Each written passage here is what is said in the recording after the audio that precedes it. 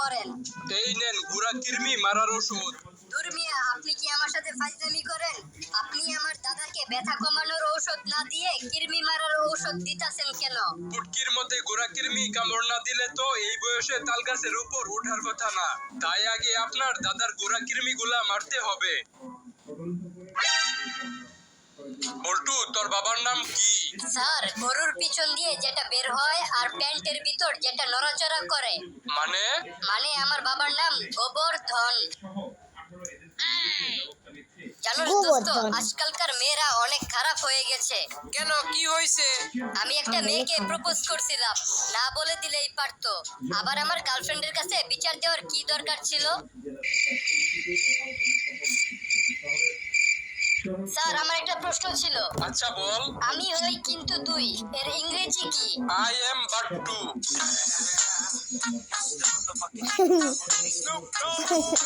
কিরে বল্টু, কালকে তোরে দেখলাম একটা বিষের বোতল কিনলি, তা কিসের জন্য বিষ কিনেছিলি? আত্মহত্যার জন্য বিষ কিনেছিলাম, তারপর পুরা বোতল খেয়ে ফেলেছি। কি কস? তুই এখনো মরস নাই কেন? আরে কইস না, শালার দোকানদার আমারে মেয়াদ উত্তীর্ণ বিষ দিয়েছিল, তাই মরি নাই। বাবা, তোমার মাথার অনেকগুলা চুল দেখি পড়ে যাইতেছে। তোর মতো ফাজিল আর একটা শয়তান পোলার টেনশনের কারণে আমার চুলগুলা পড়তাছে। ও, এখন বুঝছি দাদার সবগুলা চুল কেন পড়ে গেছে। আচ্ছা মা, আমি কেমনে হইলাম? ও ছোট ছেলে, ওকে অন্যভাবে বোঝাতে হবে। হয়েছে কি, একদিন আমি ছাদের উপরে বসে আছিলাম, তখনই একটা পরী তোমাকে কোলে করে নিয়ে এসে আমার কাছে দিয়ে গেছে। আহারে, আব্বাই পরিটারও ছাড়লো না। দোস্ত, আমার কাছে তোর বড় বোনের বিয়ের জন্য একটি ছেলে আছে। ছেলের নাম কি? আবুল। তার ছেলে কি করে? বাবার বড় ব্যবসা আছে। ও আচ্ছা।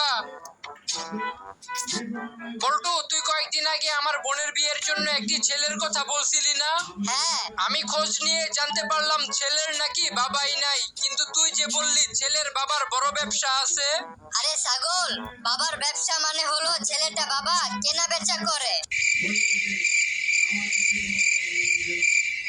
ভাই, আপনার দোকানে কলা আছে? হ্যাঁ আছে। একটা কলার দাম কত? 10 টাকা। ভাই, আমি 7 টাকা দিব, আপনি কি কলাটা দিবেন? দূর মিয়া, আপনি শুধু 7 টাকা দিয়ে কলার চুলকা পাইবেন। তাইলে এক কাজ করেন ভাই, আপনি কলার চুলকাটা রাইখা 3 টাকা দিয়ে আমারে কলার ভেতরের টুকু দিয়ে দেন। আচ্ছা, তুমি তো আমাকে বিয়ের আগে পাগলের মতো ভালোবাসতে, এখন বাসো না কেন? কারণ এখন আমি সুস্থ হয়ে গেছি।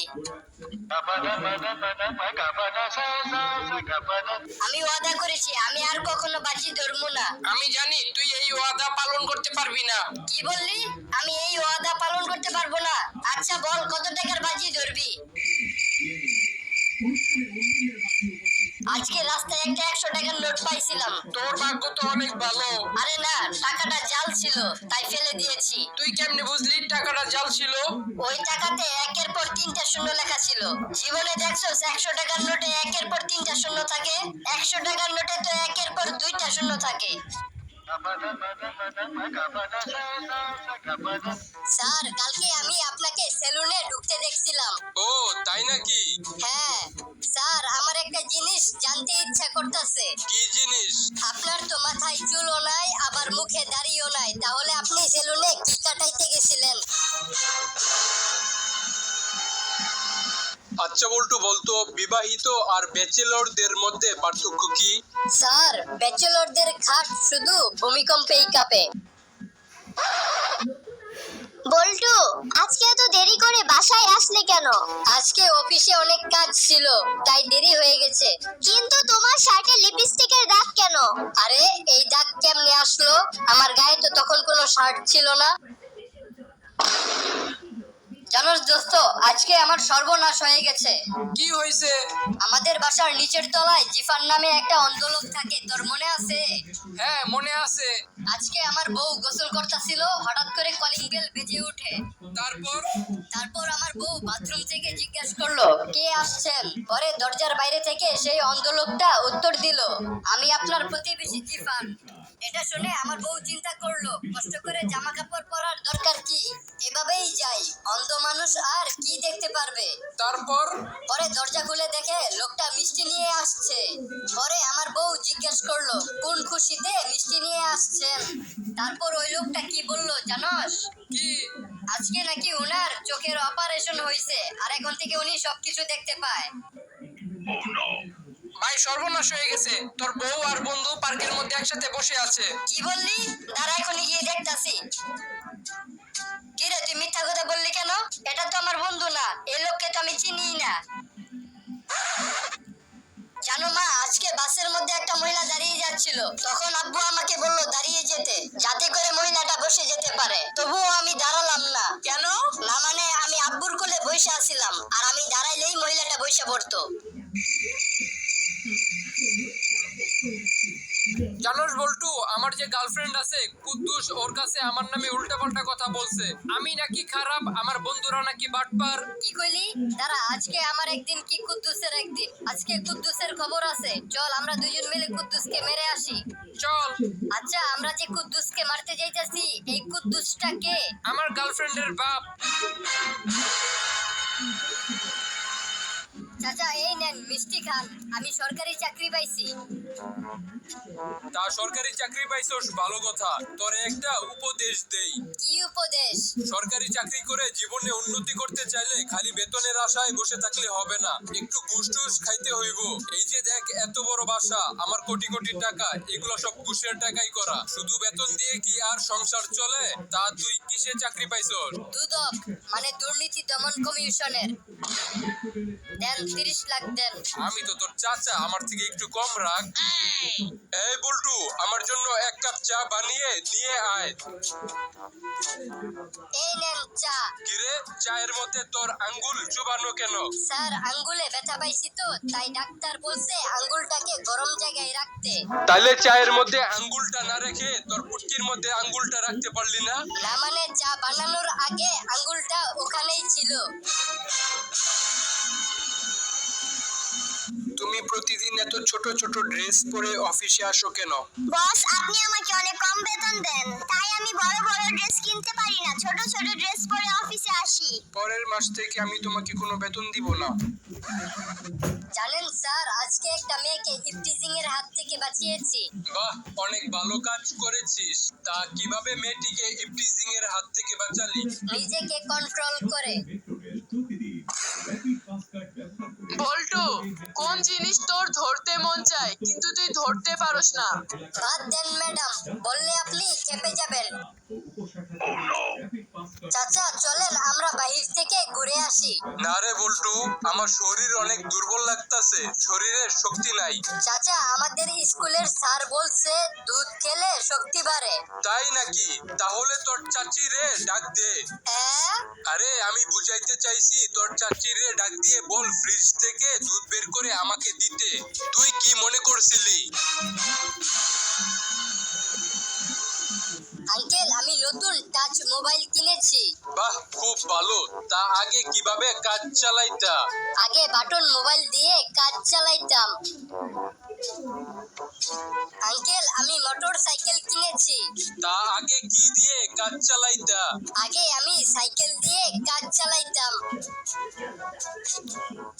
আঙ্কেল, আমি বিয়ে করেছি।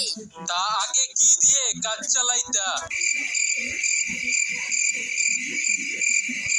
আমি কারো মুখের দিকে একবার তাকিয়ে বলে দিতে পারি সে আমাকে নিয়ে কি ভাবছে। ম্যাডাম, তখন আপনি অনেক লজ্জা পান, তাই না? স্যার, আমি একটা কবিতা লিখেছি, কবিতাটা পড়ে শোনাবো? ভালো কবিতা হইলে শোনা। গাড়ি কেনার টাকা নাই তাই কিনেছি হুন্ডা। বাবা বাবা। গাড়ি কেনার টাকা নাই তাই কিনেছি হুন্ডা। আপনার মেয়েকে না পেলে হয়ে যাব গুন্ডা। দোস্ত, আমি চিন্তা করতেছি বিয়ের পর আমার ছেলের নাম রাখবো সর্বনাশ। কেন? যাতে আমি আমার শাশুড়িকে বলতে পারি আপনার মেয়েকে বিয়ে করে আমার সর্বনাশ হয়েছে। ভাই, আপনার দোকানে চিরুনি আছে? হ্যাঁ ভাই, আমার দোকানে চিরুনি আছে। আচ্ছা, একটা চিরুনি দেখান তো। এই নেন। ভাই, চিরুনিটা কি ভালো হবে? হ্যাঁ ভাই, চিরুনিটা অনেক ভালো, আমি নিজেও এটা ব্যবহার করি।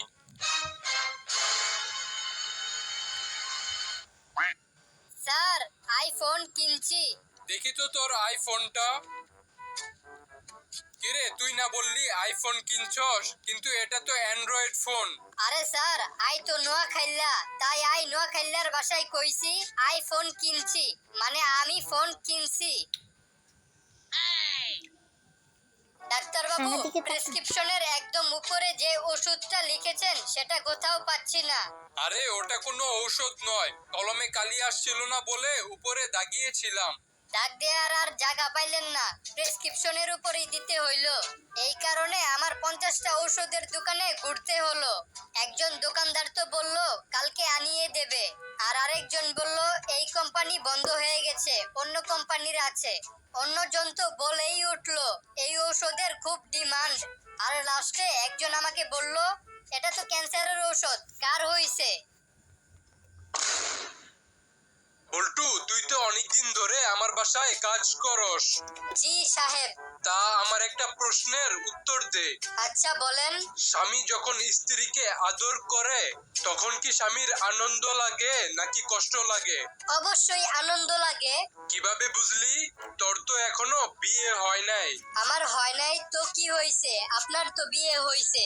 আর যদি আদর করার সময় কষ্ট লাগতো তাহলে তো কাজটা আমাকে দিয়েই করাইতেন। কিরে বল্টু, তুই 3 মাস কই ছিলি? আরে বলিস না, আমার গার্লফ্রেন্ড আমারে বলছিল ওর নাকি চুরি অনেক পছন্দ। তারপর আমি টানা 3 মাস চুরির দায়ে জেলের ভিতর ছিলাম।